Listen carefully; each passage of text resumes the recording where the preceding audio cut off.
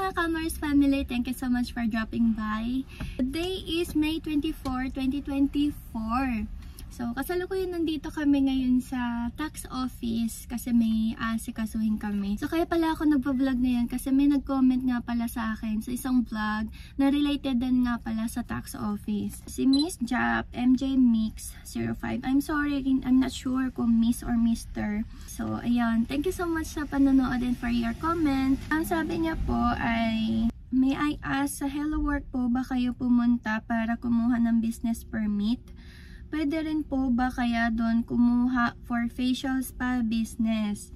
So, ayan, siguro mag-open siya ng facial spa business dito sa Japan. Actually po, hindi talaga sa Hello Work kinukuha yung business permit. Nagkataon lang kasi na yung Hello Work dito sa Toyohashi City, sabi ko lang siguro sa vlog na sa Hello Work ako pupunta. Pero actually sa tax office po talaga kayo kukuha ng business permit. So, even sa ibang prefectures or sa cities, sa tax office talaga kayo kukuha ng business permit. And sa case naman po dito kay Miss Jap MJ Mix 05, facial spa business yung balak niyang i-open. So, ang tawag kasi dito sa Japan for spa business ay salon.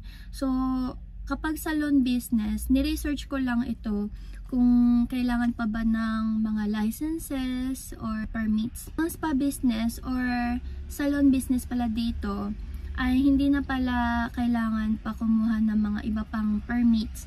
So, basta meron kang business permit na galing sa tax office, ay pwede ka na pala magbukas ng sariling salon or spa business. So, ang tawag po sa business permit in Japanese is kaigyo todoke.